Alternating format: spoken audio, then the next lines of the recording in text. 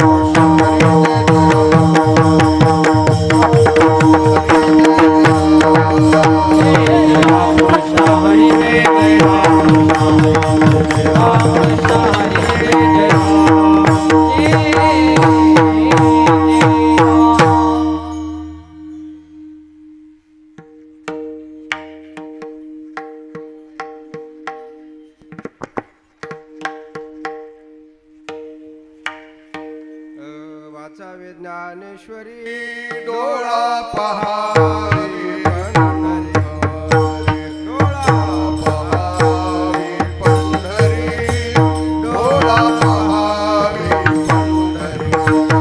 पंढरी ज्ञानेश्वरी डोळा पहावी पंढरी डोळा पहावी पंढरी डोळा पहावी पंढरी ज्ञानेश्वरी डोळा पहावी पंढरी डोळा पहावी पंढरी डोळा पहावी वासावी ज्ञानेश्वरी डोळा पहावी पंढरी डोळा पहावी पंढरी डोळा पहावी पंढरी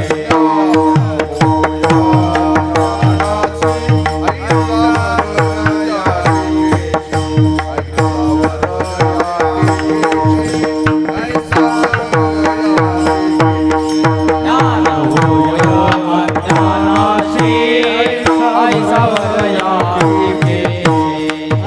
ऐसा वरया ऐसा वरया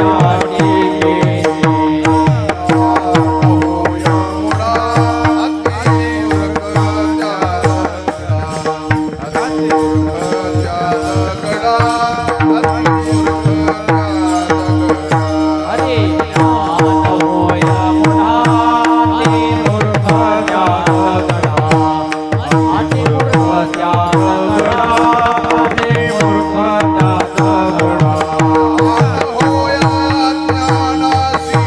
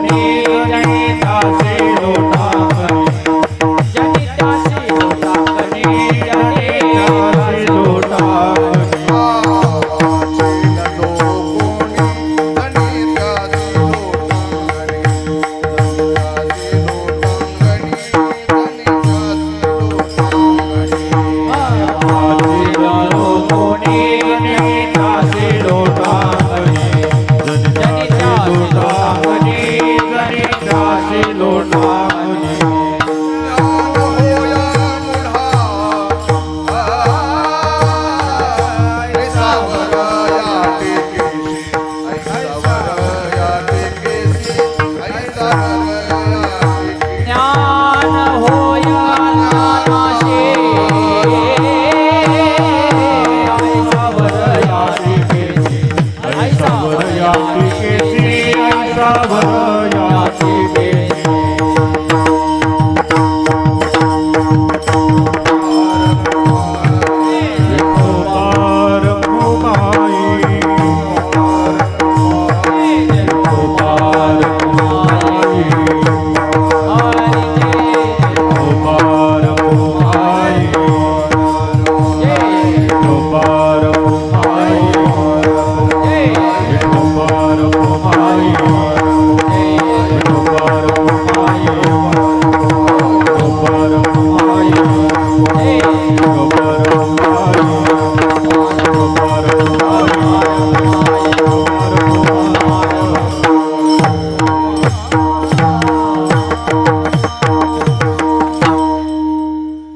हरिभक्तपरायण गायन कोकिळा उद्धव महाराज गरडवांगी संस्थान हरिभक्तपरायण गायन कोकिळा मिलिंद महाराज अजंकर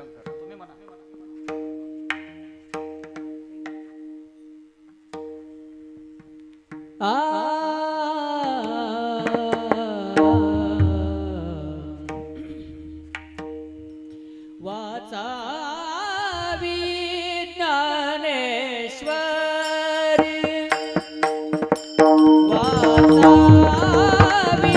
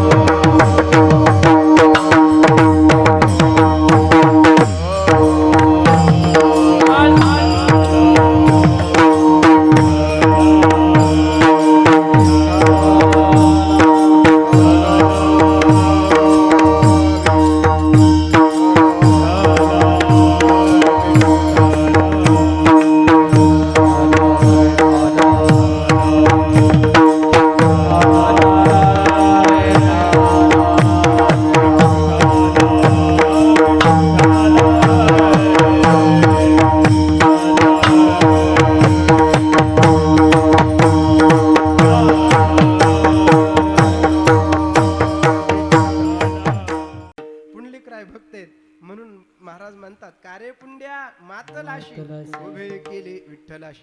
पुंडलिक रायाला नुसतं दृष्टीने बघा जगातली सगळ्या संतांचं दर्शन घेतल्याचं पुण्य लागतं.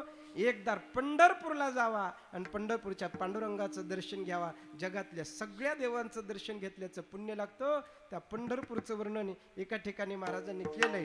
भीमा तेरी एक बसविले नगर हे माते एक बसविले नगर त्याचे नाव पंढरपूर. त्याचे नाव पंढरपूर. तेथे मोकाशी चार भुजांचाशी तेथे अवकाशी चालमुखाताशी बायला 16,000 रे. बाईला 16,000 रे. बायला 16,000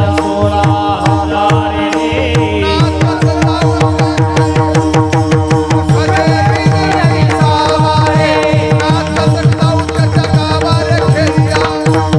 बाईला 16,000 रे.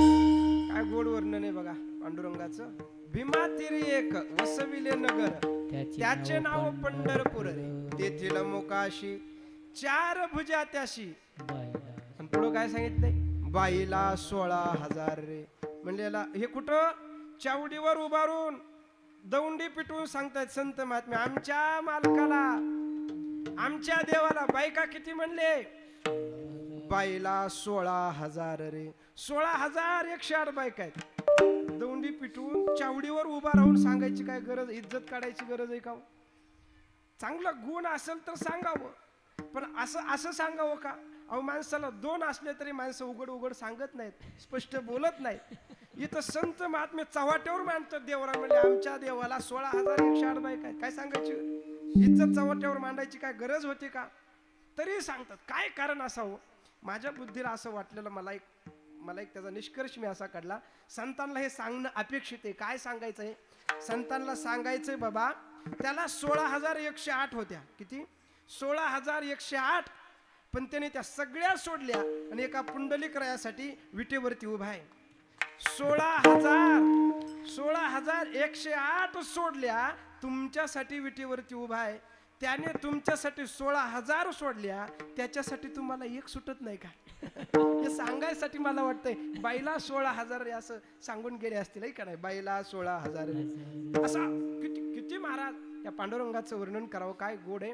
एक गोपी चंद्रभागेच्या ऐल तीराला आहे आणि एक गोपी चंद्रभागेच्या पैल तीराला आहे.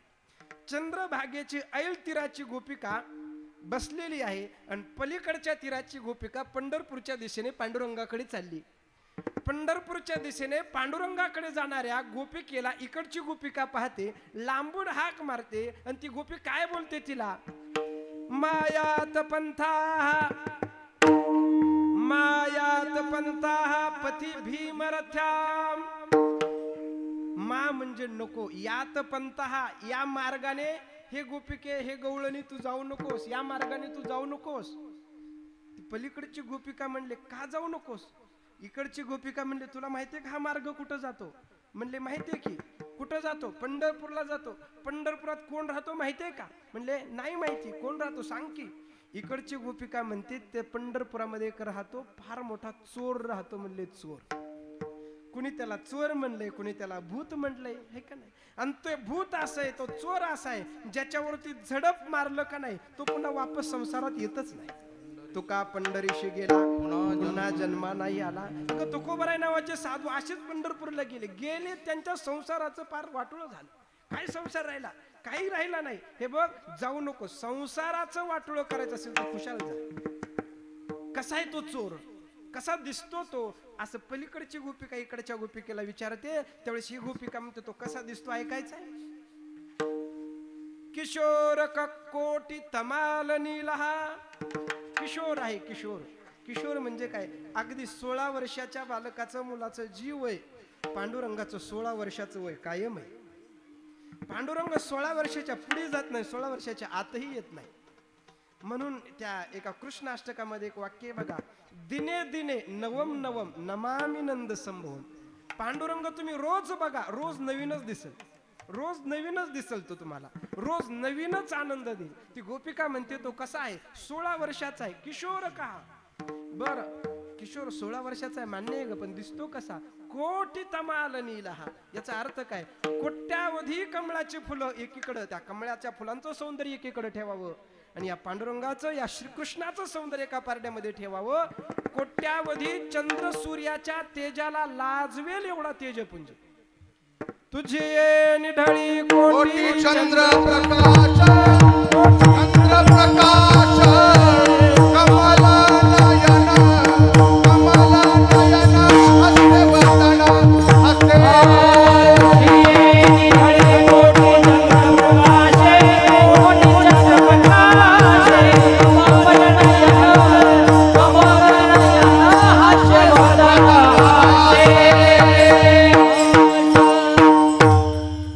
ज्ञानोबा सांगतात, हे देवा तुझी ये निढळी कोटी चंद्र प्रकाशी, कमल नयन हासे, वदन हासे, हाल कार्य कृष्णा, डोल कार्य कृष्णा, घडिये घडिये गुज बोल कार्य. हे काय बोल, ज्ञानोबरायांसारखे जाणकार संत पांडुरंगाला काय म्हणतात, जरा हाल किरे, जरा डोल किरे, जरा बोल किरे. एवढ्या मोठ्या देवाला हाल किरेन, डोल किरेन, बोल किरे बोलावं का? त्याला काहीतरी म्हणावं, दुसरं काहीतरी बोलावं का? हाल कार्य, डोल किरे, बोल किरे हे काय बोलण्याची गोष्टी झाल्या? पण त्याच्यामध्ये ज्ञानोबरायांचा अर्थ आहे. काय अर्थ आहे? तो पांडुरंग परमात्मा विटेवरती उभा आहे आणि वाळवंटामध्ये या सगळ्या संतांनी त्याच्या नावाचा गजर लावलाय, कीर्तन सुरू केले. विटेवरचा पांडुरंग परमात्मा जशाला तसाच उभा होता. त्या विटेवरच्या पांडुरंग परमात्म्याला सांगतात, जरा हलकिरे. हलकिरे म्हणजे काय? अरे बाबा, तू निर्गुण निराकार होतास. त्या निर्गुण निराकार असणाऱ्या उत्तम स्थितीतून, भारी स्थितीतून जरा हलक्या स्थितीमध्ये म्हणजे सगुण साकाराला ये. निर्गुण निराकारातून सगुण साकार या हलक्या स्थितीला ये म्हणून हलकिरे. आला तो निर्गुणातला सगुण झाला, विटेवरती उभा राहिला, गपगुमान उभा राहिला. ज्ञानोबारायांनी बघितला, आलाय निर्गुणातला सगुणात, पण हालेच ना, डोलेच ना, काहीच करे ना. ज्ञानोबाराय म्हणतात, जरा डोल किरे. नामदेवराय कीर्तन करतायत, ही सगळे संत मंडळी टाळ घेऊन नाचतायत, तुझ्या नामाचा रात्रंदिवस गजर करतायत, तू मात्र गप गुमान विटेवरती उभा आहेस. म्हणून ज्ञानोबाराय निर्गुणातून सगुणात आलेल्या परमात्म्याला म्हणतात, हलका झालास, आता जरा डोल किरे. म्हणजे या कीर्तनामध्ये ये, उभा राहा आणि जरा नाच किरे म्हणून डोल किरे. तो परमात्मा विटेवरून खाली उतरला. नामदेवरायाच्या कीर्तनात नाचायला लागला. नाचता नाचता देवाचा पितांबर गळूनही पडला. नाचता नाचता देवाचा गळला पितांबर. इतका नाचला की काष्टा निष्ठून गेला, माहित नाही. आणि मग कबीर महाराजांनी साओ काय चाललंय हे बघा जरा, रुक्मिणी साहेब हसायला लागल्या तिकडून, बघा आवरा जरा हे धोतर बितर. इतका नाचला, कीर्तन संपलं. जसं कीर्तन संपलं तसं उठला आणि विटेवरती जाऊन पुन्हा उभा राहिला. सगळ्या संतांनी बघितलं, निर्गुण निराकारातला हलक्या स्थितीत म्हणजे सगुण साकारात आला. त्याला डोल किरे म्हणून कीर्तनात येऊन नाचायला लागला. कीर्तन संपलं की पुन्हा विटेवरती जाऊन उभा राहिला. पुन्हा विटेवरती जाऊन उभा राहिलेल्या पांडुरंगाला ज्ञानोबाराय म्हणतात, जरा गुज बोल की रे.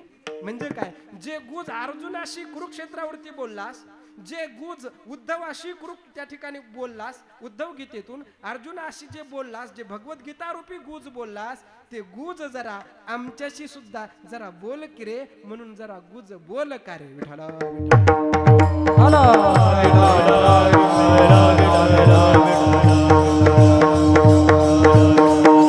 असा तो किती तेजपुंज आहे. कोटी चंद्र प्रकाश, कोट्यावधी चंद्र सूर्याचं तेज नुसत्या कपाळावरती त्या पांडुरंगाचे आहे.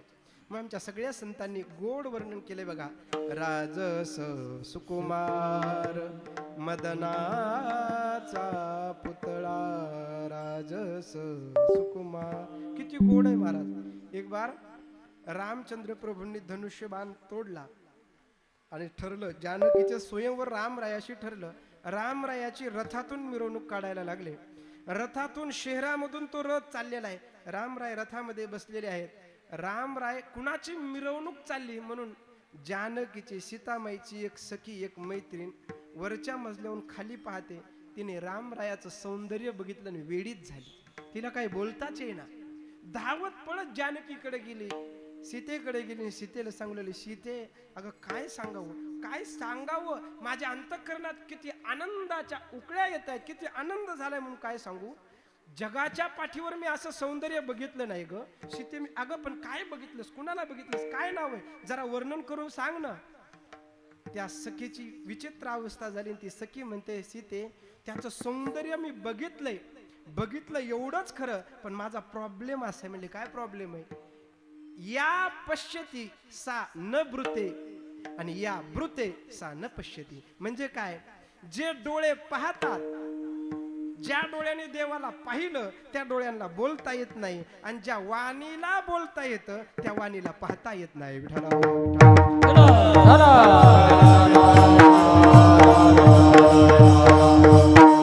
एवढे परमात्मा सुंदर आहेत महाराज, किती सुंदर. त्या मंगळवेड्यामध्ये एक वेश्या आहे, त्या वेश्येची एक मुलगी आहे, आणि त्या दारातून मंगळवेड्यातून सगळ्या वारकरी संतांची दिंडी निघाली. पांडुरंगाचं वर्णन चाललंय. पांडुरंग कांती दिव्य तेज झळकती, रत्न किळ फाकती प्रभा, अगणित लावण्य तेज पुंजाळले, नवर्णवे तेची शोभा, कानडाऊ विठ्ठलू करणा अगणित लावण्य. भागवतामध्ये एक नाथांची ओवी. श्री कृष्णाची या सौंदर्यापुढे लक्ष्मी भुलोनी झाली वेडे, मदन पोटाले बापुडे कोणीकडे इंद्रचंद्र. त्या देवाचं सौंदर्य असे, लक्ष्मी आपल्याला मिळावी म्हणून सगळे देव रांगेत उभा आहेत. लक्ष्मी सगळ्याकडे पाहते, सगळ्यांना डावलते. सगळ्यात शेवटी आमचे श्रीकृष्ण परमात्मा आहेत, देवाकडे पाहते, लक्ष्मी देहभावच विसरून जाते. पाहिली या वेदनावी, पाहिली या वेदनावी, पाहिली या वेदनावी, पाहिली या वेदनावी, पाहिली या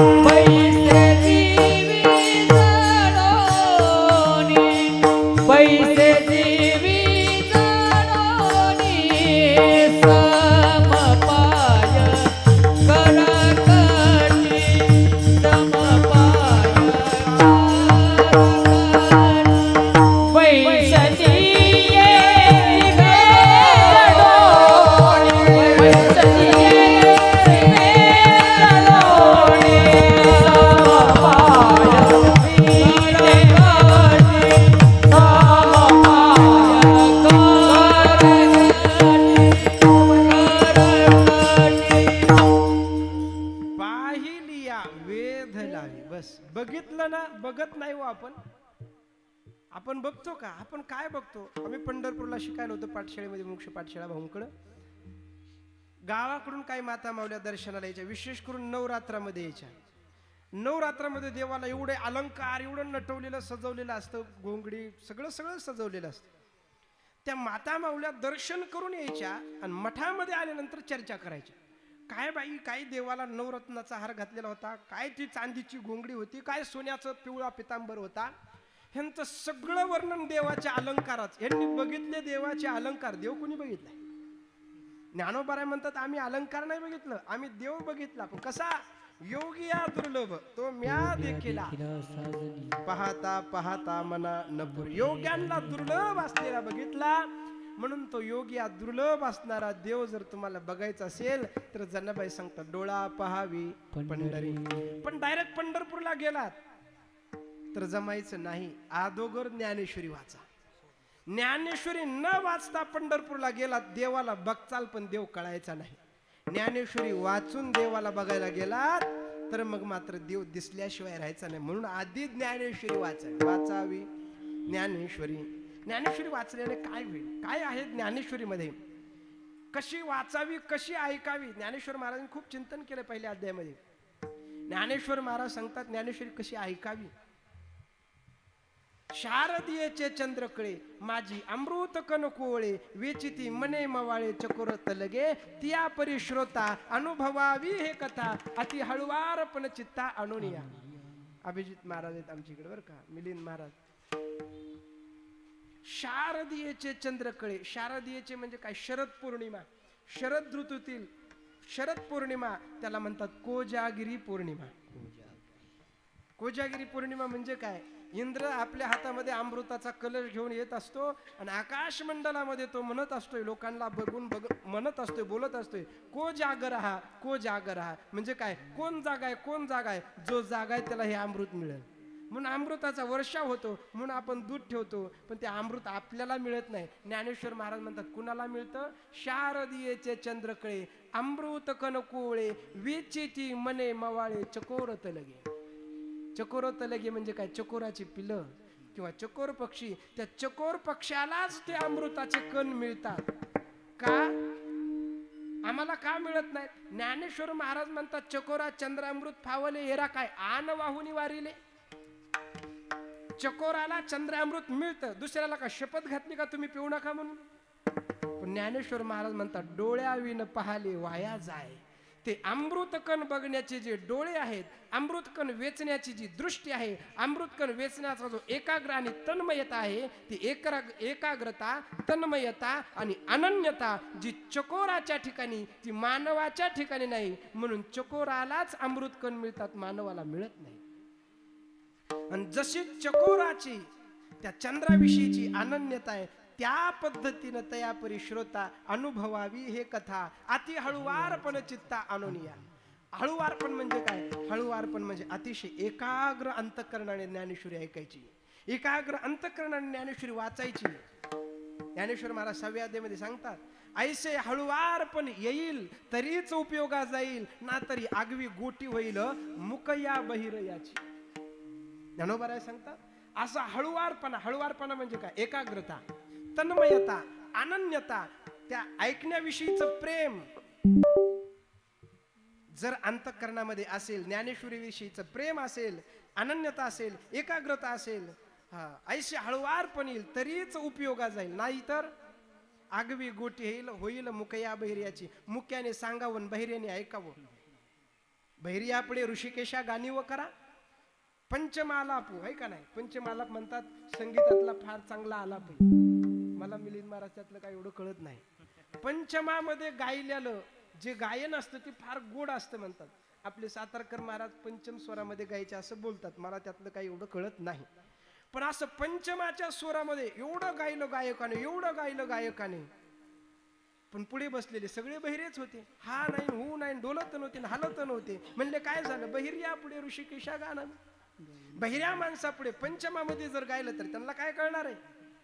अर्जुन बोलतो देवाला, अरे देवा तुम्ही काय करता, विश्वरूप माझ्या पुढे दाखवलं, पण काय झालं म्हणले, मला दृष्टी दिली नाही तुम्ही. मकरंद कणाचा चारा आणि जाणाता घालून दरदुरा. मकरंद म्हणजे काय, कमळातले जे परागकण असतात त्या परागकणाला मकरंद कण म्हणतात. हा मकरंद कणाचा चारा तुम्ही कुणाला खाऊ घालायला लागलात, बेडकाला. त्या बेडकाला चिकुल चिवडायची सवय. बेडकाने चिकल खावा, बेडकाने चिखल खावा, खावा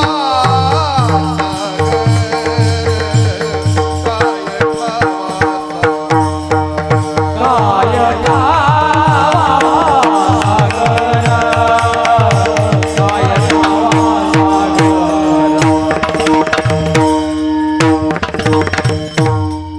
बेडकाने चिकुल खाव आहे का नाही, जानता घालून दरदुरा उपयोग नाही. तसं ज्ञानेश्वरी जर ऐकायची असेल, ज्ञानेश्वरी जर वाचायची असेल, अति हळुवारपण चित्ता आणून अतिशय एकाग्र अंतःकरणाने ऐकावी लागली तर ज्ञानेश्वरी कळेल. म्हणून कशी ऐकावी आणि कशी सांगावी सांगितले. ज्ञानेश्वर महाराज म्हणतात, हे शब्दे वीण संवादीजे, इंद्रिया नेनता भोगीजे आणि बोला आधी झोंबीजे प्रमेयाशी. जरा बारीक ऐका, जरा बारीक लक्ष द्या. हे शब्दे वीण संवादीजे, शब्दाशिवाय कुठं संवाद घडतो का. ज्ञानोबरायांचा प्रश्न आहे, शब्दे विन संवादो तुझे विन अनुवादो हे तव कैशे निगमे. अहो शब्दाशिवाय कुठं संवाद घडतो का? पण माऊली म्हणते ज्ञानेश्वरी ऐकायची तर शब्दाशिवाय, शब्दे विन संवाद. इंद्रिया नेनता भोगी जय. ऐका, शब्दाशिवाय संवाद घडला पाहिजे. घडतो बरं का, तन्मयता असल्यावर. आम्ही पंढरपूरला पाठशाळेमध्ये आबांना माहिती भाऊंकडे शिकायला होतो आणि भाऊंची आपा पाठ सांगण्याची पद्धत अशी होती. पंचदशी असेल, वृत्ती प्रभाकर असेल, ब्रह्मसूत्र असेल, ही सांगण्याची सगळे संस्कृत ग्रंथ आहेत. पण संस्कृत ग्रंथ असताना सुद्धा एवढ्या सोप्या पद्धतीने सांगायचे की संस्कृतला सांगत सांगत सांगत गेले आणि पुन्हा नुसतं संस्कृतातली एक पंक्ती वाचली जरी वाचण्यातून पुन्हा पुन्हा समजायचं. का? मागून एवढं घट्ट करून आलेलं असायचं, पुढं वाचण्यातून समजायचं, कधी कधी न वाचताही समजून जायचं. याचा अर्थ काय? शब्दे विन संवादीचे. शब्दाशिवाय कधी कधी कळून जातं. इंद्रिया नेनता भोगीचे. इंद्रियांना कळालं नाही पाहिजे. उदाहरण ज्ञानोबा देतात, भ्रमर परागुनीती परी कमळ दळ नेनती तैशी परी आहे सीविती ग्रंथी. भुंगा त्या भ्रमर त्या कमळाच्या फुलावर बसतो. बसत असताना कसा बसतो? पद्धत आहे त्याची. आलान धडाक दिशेने बसला नाही, अदुगर येतो. किती रसिक आहे बघा. ज्ञानेश्वरी वाचणारा सुद्धा रसिक पाहिजे तर कळल. किती रसिक आहे तो भ्रमर, तो भुंगा. अदुगर त्या कमळाच्या फुलाला घिरट्या घालतो.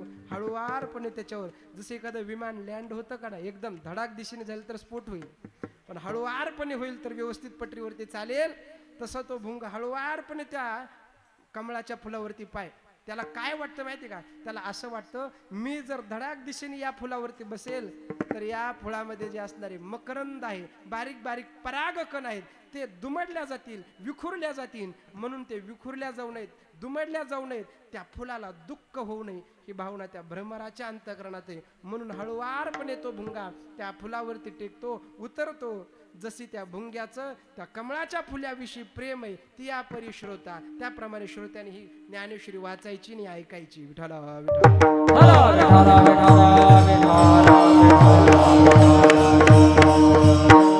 ज्ञानेश्वर महाराज म्हणतात एवढी गोड आहे ज्ञानेश्वरी, किती गोड आहे. ज्ञानेश्वर महाराज सांगतात, वक्तृत्व गोडपणे अमृता ते पारुखे म्हणे. ज्ञानोबा म्हणतात, माझं बोलणं एवढं गोड आहे, किती गोड आहे.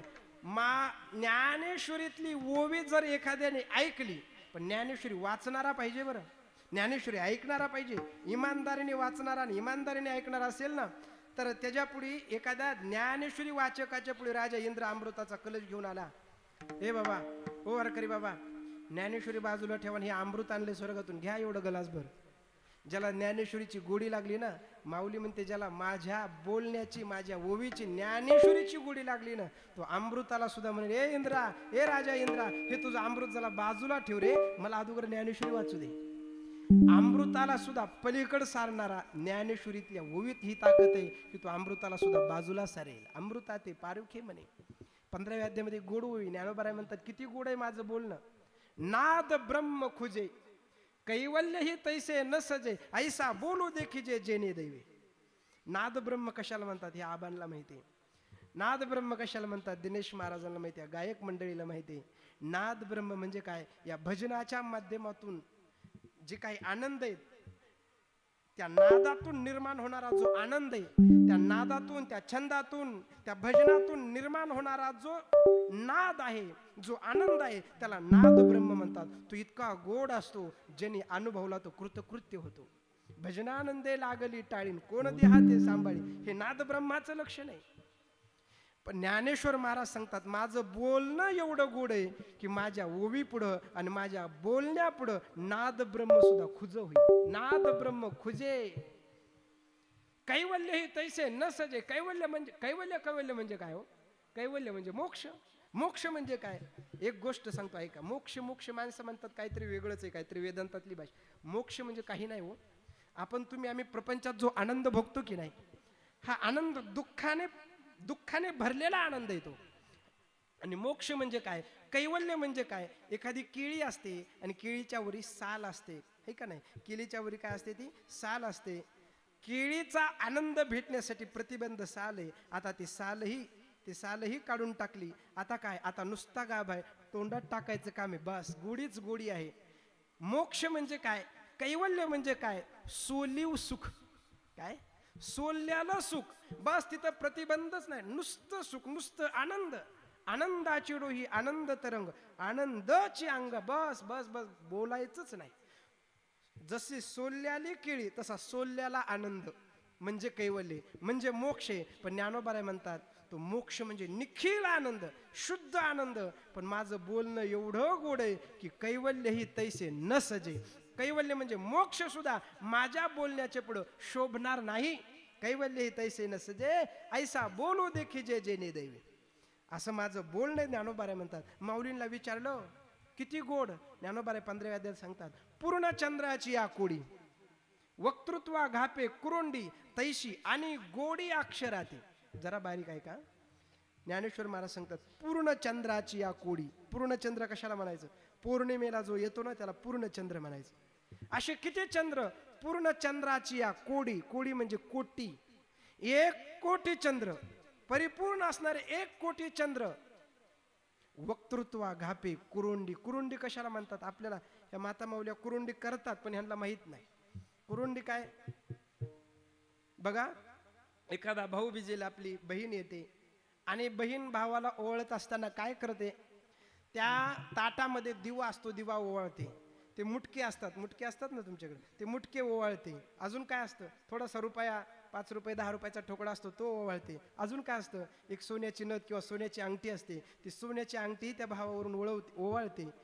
आणि या ओवाळण्याचा अर्थ काय हो, ती बहीण त्या भावाला सांगत असते, दादा तुम्हाला एवढा प्रियस, तुम्हाला एवढा आवडतोयस, अरे तुझ्या पुढे सोनं नाणं पैसा अडका, अरे काहीच नाही रे, हे सोनं नाणं सुद्धा तुझ्यावर मी ओवाळून टाकते. मला इतका सोन्या नाण्यापेक्षा तू आवडणारा भाऊ आहेस. याला तुका म्हणे काया करीन कुरवंडी, नाही का, याला म्हणतात कुरवंडी करणं. हा, ज्ञानेश्वर महाराज म्हणतात माझं बोलणं एवढं गोड आहे. पौर्णिमेचे चंद्र पण किती, 1 कोटी पौर्णिमेचे चंद्र माझ्या बोलण्यावरून, माझ्या ओवीवरून ओवाळून टाकावेत, एवढं माझं बोलणं गोड आहे. विठाला विठाला विठाला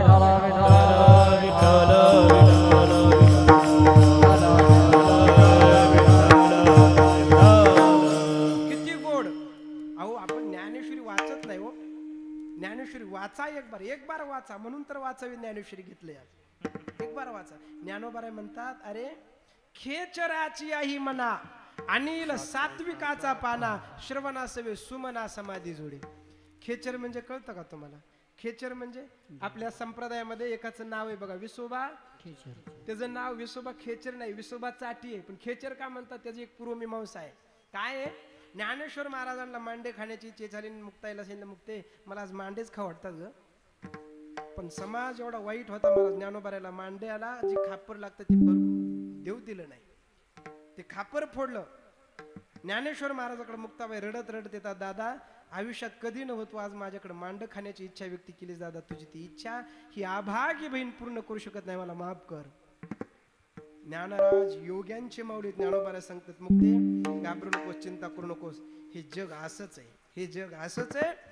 जे चांगले वागतात त्यांना त्रासच देणार आहे.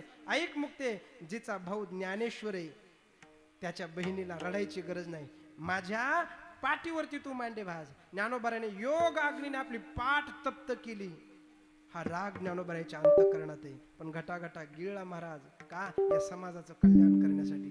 आणि योग अग्नीने तप्त झालेल्या पाठीवरती मांडे तयार केली, इतका सुगंध सुटला. विसोबासाठी म्हणला, मी तर यांचं मडकं फोडले, खापर फोडले, ह्यांनी मांडे केले कशावर, बघितलं खिडकीतून, मांड्याचा एवढा सुगंध दळवायला लागला. तो विसोबासाठी एवढ्यामध्ये ज्ञानोबाऱ्यांच्या झोपडीमध्ये दिवा लावलेला होता, तो दिवा विजला. हे जेवत होते, दिवा विजल्याला बघितलं विसोबासाठी, पटकन दारातून आत शिरला आणि मुक्ताबाईच्या ताटातले मांड उचललं आणि पळून चालला. आणि मुक्ताबाई ओरडल्या, दादा तो बघ खेचर. खेचर का म्हटले माहिती का, आपण जेवत असताना दिवा विजला, लाईट गेली तर त्या वेळेला जेवू नये, त्या वेळेला आपल्या ताटाला हात लावून ठेवावा. का, दिवा विजला, लाईट गेल्यानंतर त्या अंधारामध्ये जर आपण तसंच जेवायला लागलो, वर हात गेला की त्याच्यामध्ये ते अन्न खाण्याचा अधिकार भूताचा, खेचराचा आहे. आणि दिव्या विजल्याचा फायदा घेऊन विसोबासाठी मांड उचललं, म्हणून मुक्ताबाई पटकन ओरडल्या, तो बघ खेचर. का, भूतासारखा मांड घेऊन पळून चाललाय, म्हणून विसोबा खेचर. खेचराला भूत म्हणतात किंवा भूताला खेचर म्हणतात. पण माऊली काय म्हणते माहिती का, असं जे खेचर आहेत ना, असे जे भूत आहेत ना, त्यांनी जर माझी ज्ञानेश्वरी ऐकायला बसले ना, तर त्या खेचराची आई म्हणा आणि येईल सात्विकाचा पाना. ते भूत जर माझी ज्ञानेश्वरी ऐकायला बसलं, खेचर भूत माझी ज्ञानेश्वरी ऐकायला बसलं, त्या ज्ञानेश्वरीचा एवढा गोडवा आहे, त्या ज्ञानेश्वरीच्या अंतःकरणामध्ये एवढं वात्सल्य आहे, त्या ज्ञानेश्वरीच्या अंतःकरणामध्ये एवढं प्रेम ओसंडून वाहते की त्या खेचराच्या म्हणजे भूताच्या अंतःकरणाला सुद्धा सात्विक भावाचा पाना आल्याशिवाय राहणार नाही. हा ज्ञानेश्वरीचा गोडवा आहे. विठ्ठल विठ्ठल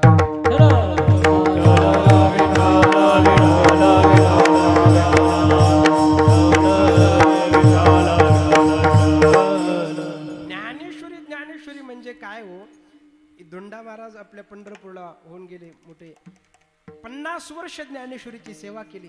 पण सेवा करून झाल्यानंतर दर चातुर्मासाच्या शेवटीला ते म्हणायचे, मी ज्ञानेश्वरी कळते म्हणून ज्ञानेश्वरी सांगत नाही, ज्ञानेश्वरी कळावी म्हणून मी ज्ञानेश्वरी सांगते. 50 वर्ष ज्ञानेश्वरीची सेवा केली, पण तरी सुद्धा म्हणतात मला ज्ञानेश्वरी कळाली नाही, कळावी म्हणून मी सांगतोय. श्रोत्यांचे ते उपकार मानायचे, तुम्ही नसते तर मी ज्ञानेश्वरी सांगितली नसती, तुम्ही नसते तर मी ज्ञानेश्वरी सांगितली नसती, आणि ज्ञानेश्वरी सांगितली नसती तर ज्ञानेश्वरीचा अभ्यास झाला नसता. तुमच्यामुळं ज्ञानेश्वरीचा अभ्यास मला घडतोय. आपण ज्यांनी हा सप्ताह सुरू केला असे परमपूज्य वैकुंठवासी दांडेकर मामा, सोनूपंत मामा दांडेकर, हे एक बार म्हैसूरला गेले.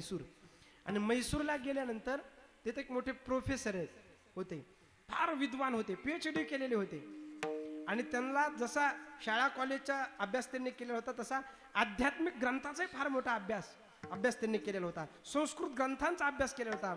दांडेकर मामा त्यांच्या घरी मुक्कामाला होते. त्यावेळेस त्या प्रोफेसरने विचारलं मामांना, मामा तुमच्या महाराष्ट्रामध्ये ज्ञानेश्वरीचं पारायण खूप चालतं हो, ही ज्ञानेश्वरी म्हणजे काय, मला थोडंसं समजून तरी सांगता का. मामाने त्यावेळेस एक ओवी प्रवचनासाठी घेतली. ती ओवी 16व्या अध्यायातली पहिली ओवी, मावळवीत विश्वाभासू नवल उदयला चंडावशू अद्वयाब्जिनी विकासू वंदू. आता श्री गुरूंचं वर्णन आहे, जसं प्रखर तेजाने युक्त असणारा सूर्य आकाश मंडलामध्ये आला, रात्रभर चालताना रस्त्याने एक दोरी दिसायची, दोरी बघितली की याला संशय यायचा, अरे सापैकी काय की असं प्रत्येक पुन्हा बॅटरी लावायचा आणि विषय संपायचा. ज्याला रात्रभर दोरीवर साप वाटायचा, आता प्रखर तेजाने सूर्य उगवला, त्या माणसाला दोरीवर साप भासेल का. आता सूर्य उगवल्यानंतर दोरीवर साप भासणार नाही. ज्ञानोबाराय सांगतात, ज्यांच्या जीवनामध्ये, ज्ञानोबाराय सांगतात, माझ्या जीवनामध्ये निवृत्तीनाथ रूपी प्रखर ज्ञान तेजाने संपन्न असणाऱ्या सूर्याचा उदय झाला. आणि झालं काय, हा विश्वाचा आभास, जे विश्व मला सत्य वाटत होतं, जे संसार मला खरा वाटत होता, माझ्या जीवनामध्ये ज्ञान तेजाने युक्त असणाऱ्या श्री निवृत्तीनाथांचा, निवृत्तीनाथ रूपी सूर्याचा उदय झाला. आणि काय झालं, विश्वाभास मावळला. आणि दुसरं काय झालं, सूर्य उगवल्यानंतर दुसरी एक गोष्ट घडते, जे कमळ असतात की नाही ते उमलतात. ज्ञानेश्वर महाराज म्हणतात, माझ्या जीवनामध्ये काय कमळ उगवलं, अद्वयाब्जिनी विकासू वंदू. आता याचा अर्थ काय, अद्वैत ज्ञान रूपी जे कमळ आहे त्या कमळाचा उदय झाला. या ओवीवर मामाने तासभर प्रवचन केलं. त्या प्रोफेसरच्या डोळ्यातून अश्रू व्हायला लागले, घळाघळा रडायला लागला. आणि प्रोफेसरने सांगितलं, महाराज मामा आजपर्यंत हे अध्यात्मशास्त्राचं श्रवण करून माझ्या अंतःकरणात अशी बुद्धी जागृत झाली होती, माझ्या अंतःकरणाच्या अशा भावना निर्माण झाल्या होत्या की बस झाला आता हा संसार, पुन्हा जन्म नको, पुन्हा मरण नको, या जन्म आणि मरणातून एकदाच मुक्त व्हावं, अशा माझ्या भावना होत्या.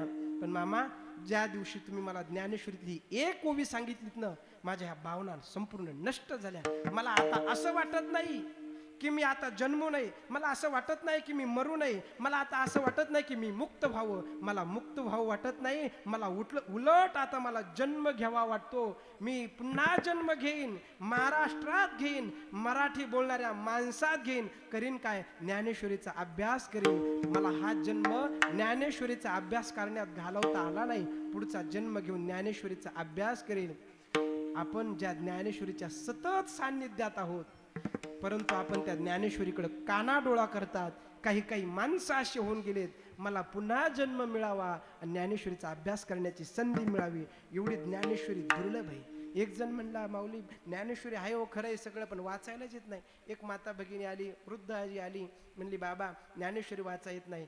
काही नाही सांगितलं. त्यांना सांगितलं आमच्या जुन्या संतांनी काही करू नका, ज्ञानेश्वरी वाचा येत नाही ना आजी तुम्हाला, तुम्ही एक काम करा, ज्ञानेश्वरीच्या एका बोट फिरवा आणि बोट फिरवत असताना एकच शब्द बोला, ज्ञानदेव ज्ञानदेव ज्ञानदेव ज्ञानदेव. असे सगळ्या ओळीवरून बोट फिरवायचं, पान पलटायचं, पुन्हा बोट फिरवायचं, ज्ञानदेव ज्ञानदेव म्हणायचं, पुन्हा पान पलटायचं, ज्ञानेश्वरी पूर्ण करायची.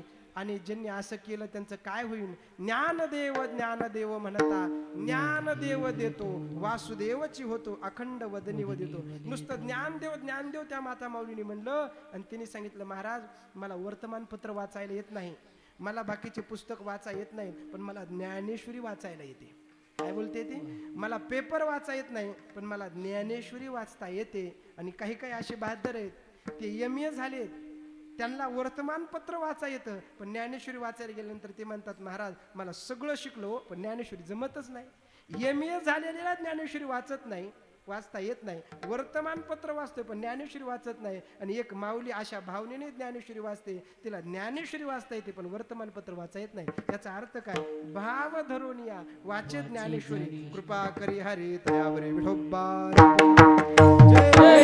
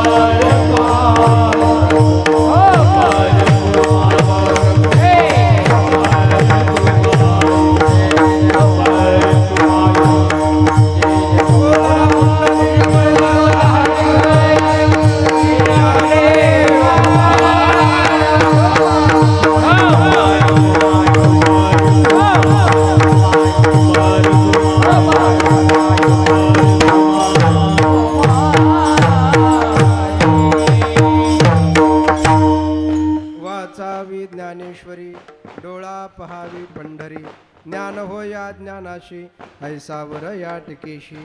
अतिशय प्रेमाने आपण ह्या घातली, या प्रेमाचा स्वीकार करतो.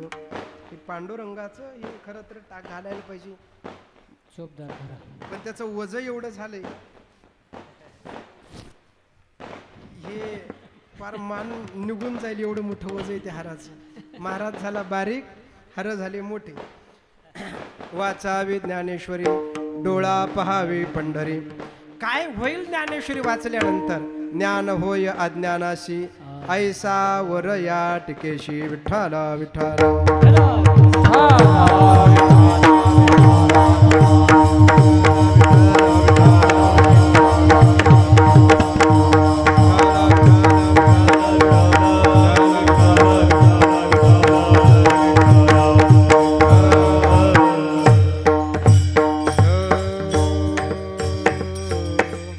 वाचावी ज्ञानेश्वरी, डोळा पहावी पंढरी.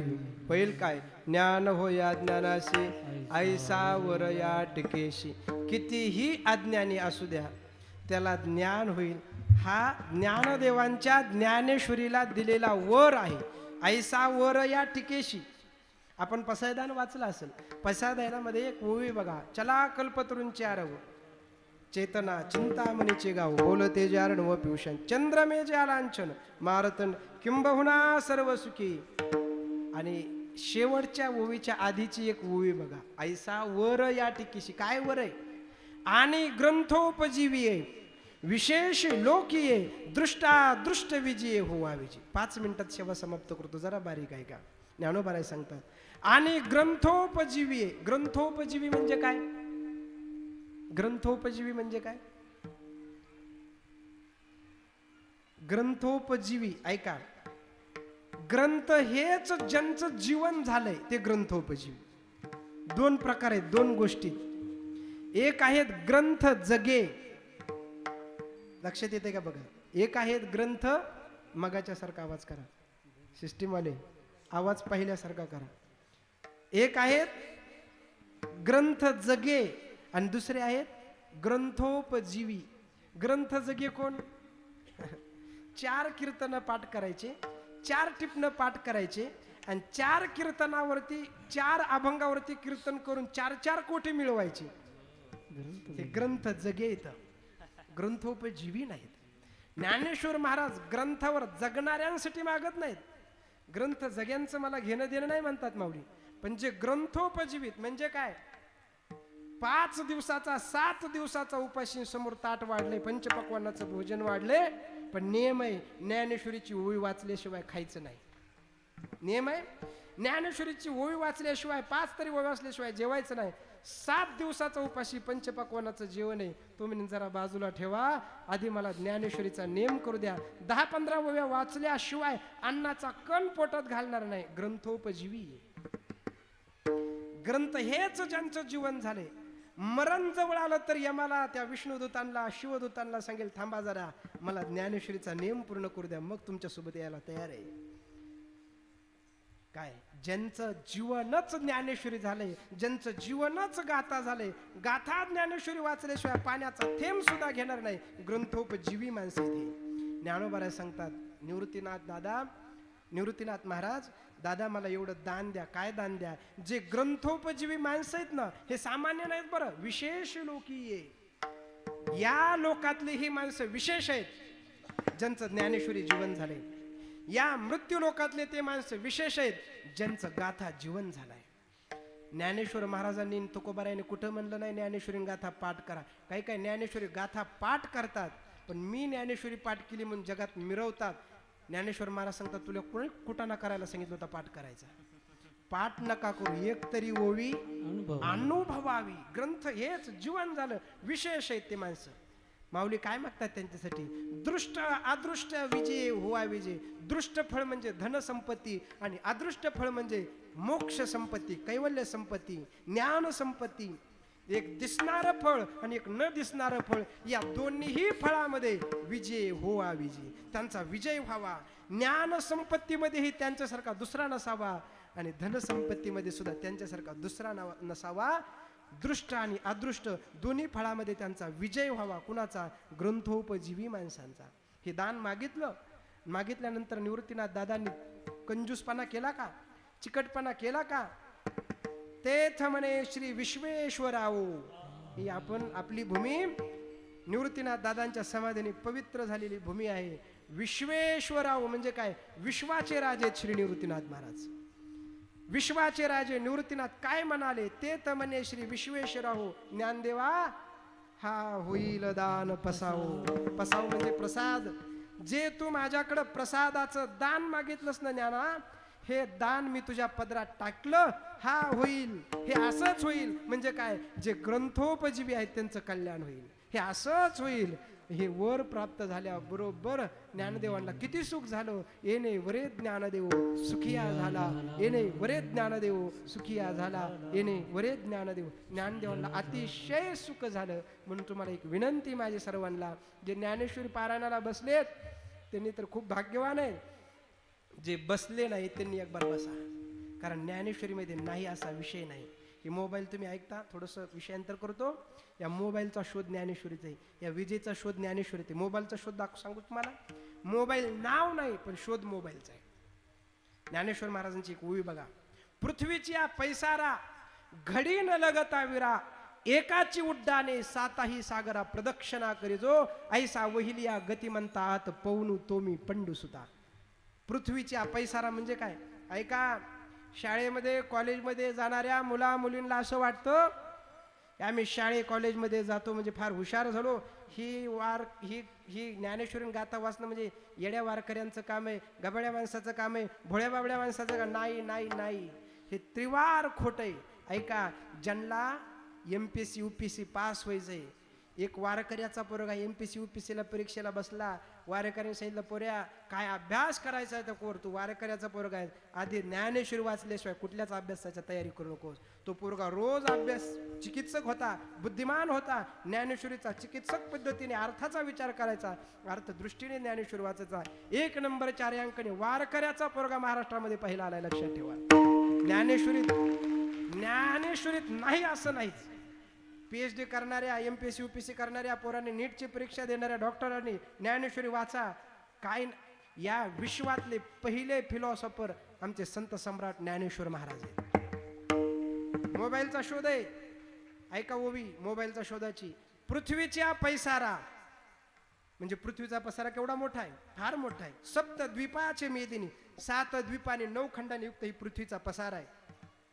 पण घडी न लगता वीरा, एका क्षणाचाही विलंब न लागता, घडी न लगता क्षणाचाही विलंब न लागता, एकाची उड्डाणे 7ही सागरा प्रदक्षिणा करीजो.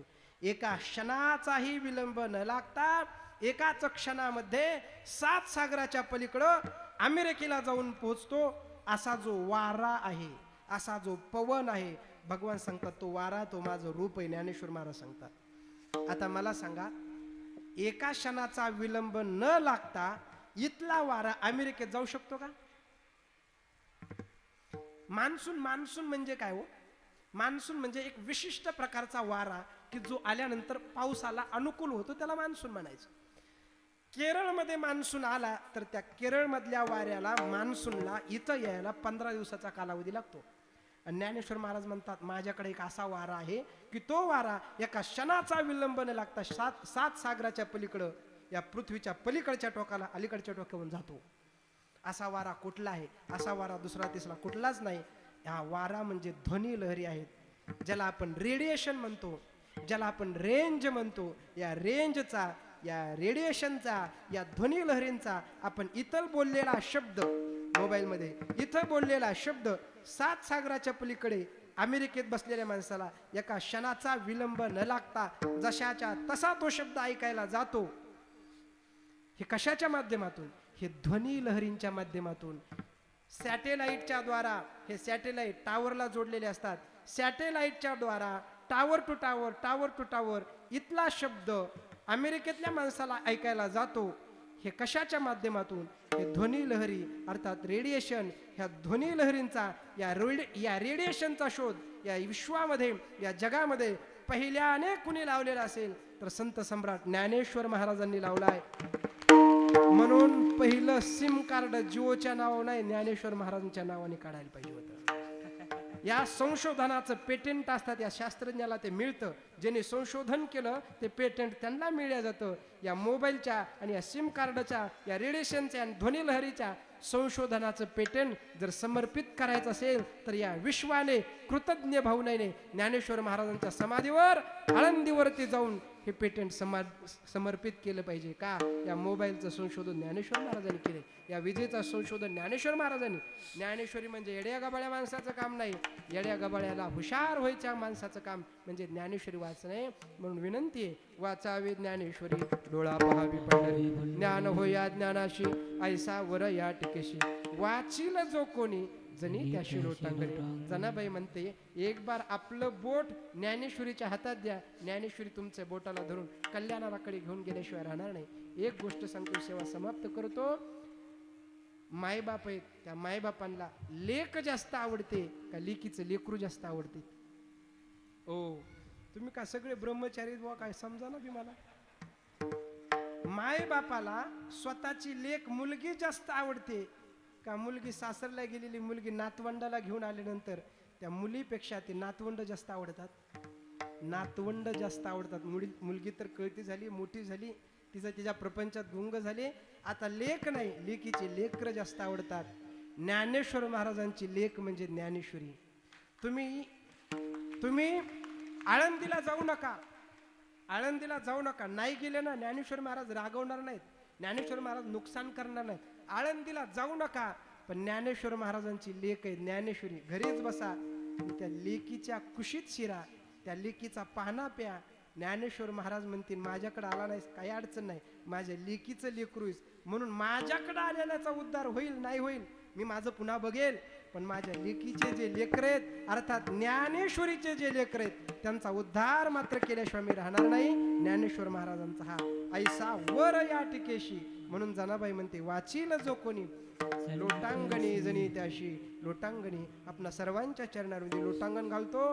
ज्ञानेश्वरी वाचा, ज्ञानेश्वरी ऐका, आणि कीर्तनामध्ये सुद्धा ज्ञानेश्वरी गाथाच ऐका. पंचर गोष्टी ऐकू नका बुवा. आता तुमचा प्रश्न आहे ज्यांना, कारण एवढं परिवर्तन काय महाराज, परिवर्तन ज्ञानेश्वरीने गाथा वाचल्याशिवाय होणार नाही. झालेली शिवा संतांच्या देवांच्या सद्गुरूंच्या चरणारविंदी आपणा सर्वांच्या चरणारविंदी नतमस्तक होतो. शिवेला पूर्ण विराम. ज्ञानेश्वर